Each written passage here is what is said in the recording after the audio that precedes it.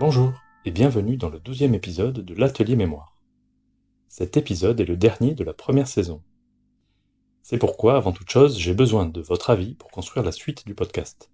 J'ai créé un court questionnaire de 5 questions, le lien est en description.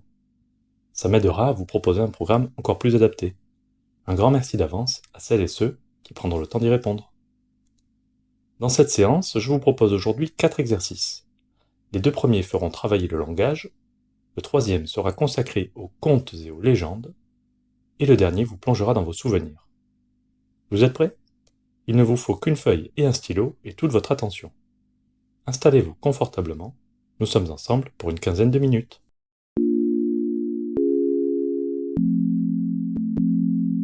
Dans le premier exercice, vous allez devoir retrouver un mot à partir d'une définition, sachant que tous les mots ont la particularité de commencer et de finir par la même lettre.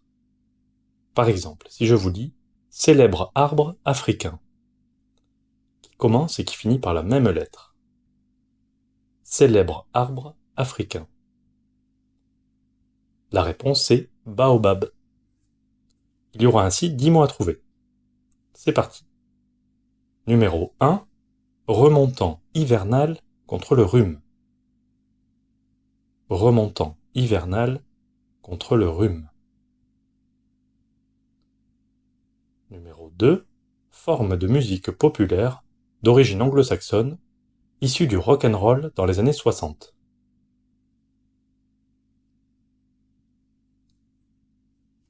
Numéro 3. Toujours pareil, un mot qui commence et finit par la même lettre. Situation burlesque, brève action comique que l'on trouve dans une scène de cinéma ou dans un sketch.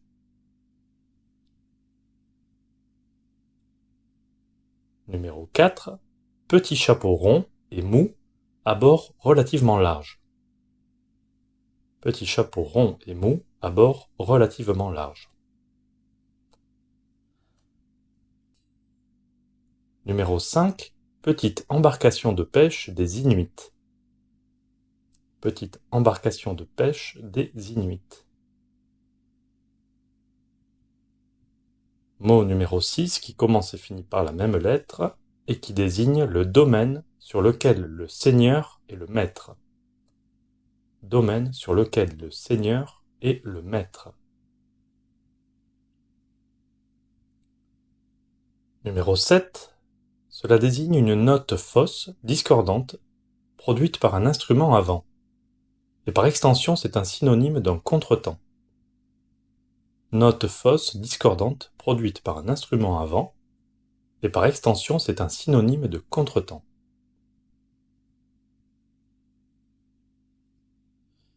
Numéro 8.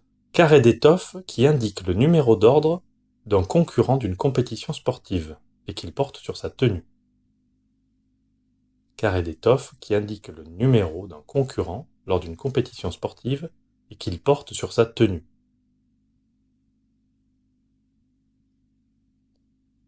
Numéro 9. Criminel après lequel court la police. Criminel en fuite après lequel court la police.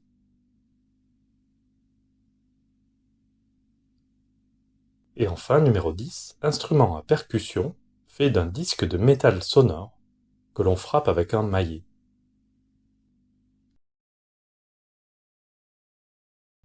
Et voilà, on passe à la suite.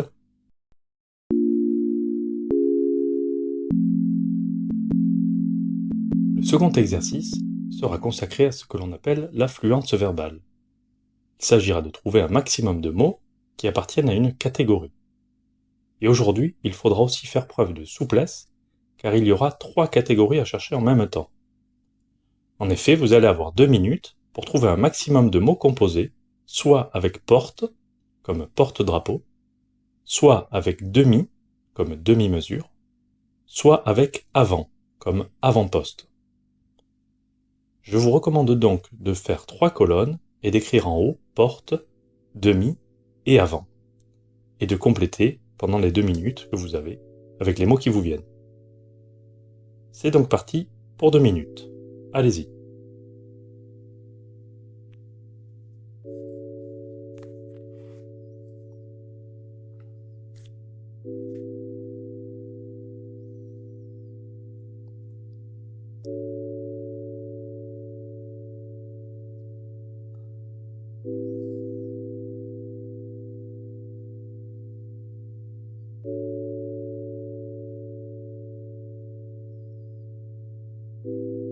Vous en êtes à 30 secondes.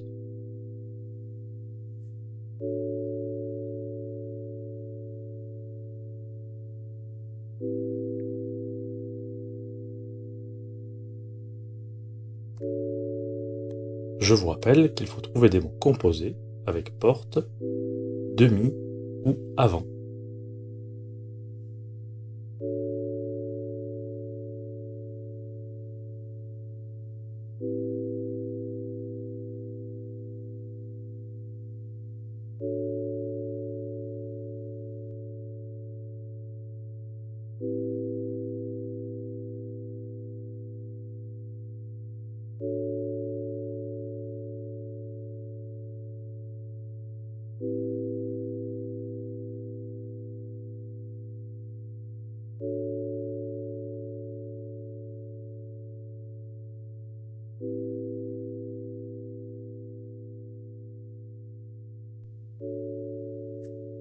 Plus que quelques secondes.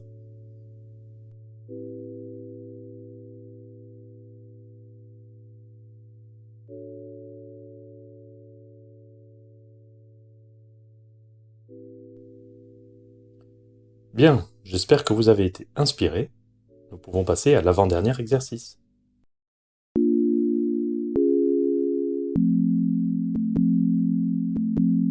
Le troisième exercice sera consacré aux contes et aux légendes. Vous allez devoir retrouver de quels contes et légendes il est question, à partir des indices que je vais vous donner. Il y aura 10 contes et légendes à retrouver.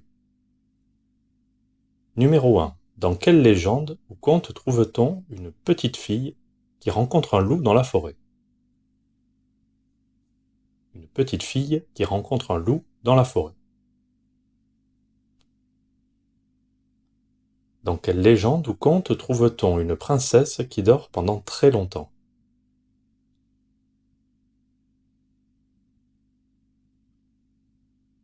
Numéro 3. Dans quelle légende ou conte trouve-t-on un pantin de bois ?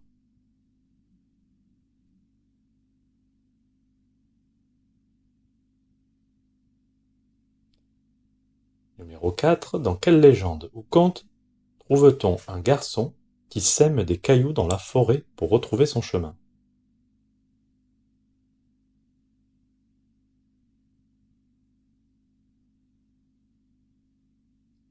Numéro 5. Dans quelle légende ou conte trouve-t-on une jeune fille qui perd sa chaussure ?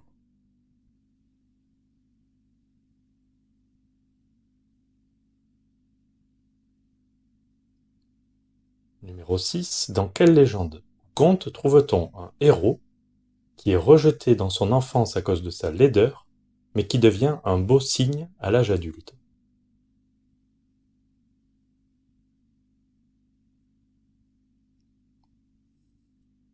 Numéro 7. Dans quelle légende ou conte trouve-t-on une pomme empoisonnée et un miroir magique ?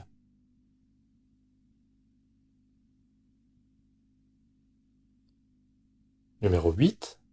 Dans quelle légende ou conte trouve-t-on une maison en paille, une en bois et une en brique ?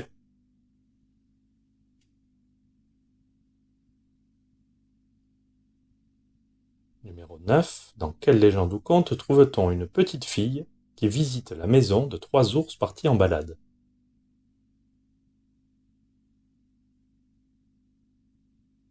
Et enfin, numéro 10. Dans quelle légende ou conte trouve-t-on une épouse qui, à cause de sa curiosité, risque d'être assassinée par son mari ?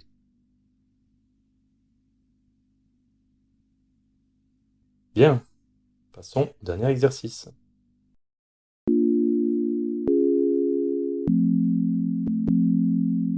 Pour finir cette séance, je vous propose un dernier exercice de mémoire autobiographique. La consigne est simple, vous devez essayer de retrouver 5 chansons qui ont marqué votre jeunesse. Cela peut être des chansons que vous écoutiez souvent, d'autres qui passaient tout le temps à la radio, ou encore des chansons liées à des souvenirs particuliers.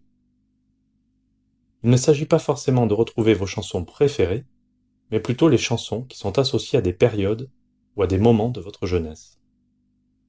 Cela peut être aussi une chanson qui a marqué telle ou telle décennie, ou bien qui est associée fortement à votre génération. Voilà, c'est la fin de cet épisode. Si vous souhaitez me faire un retour, le lien vers le questionnaire est en description. Cela me sera très utile pour la suite. Je vous retrouve maintenant dans la deuxième partie, qui sera consacrée aux solutions des exercices. À bientôt!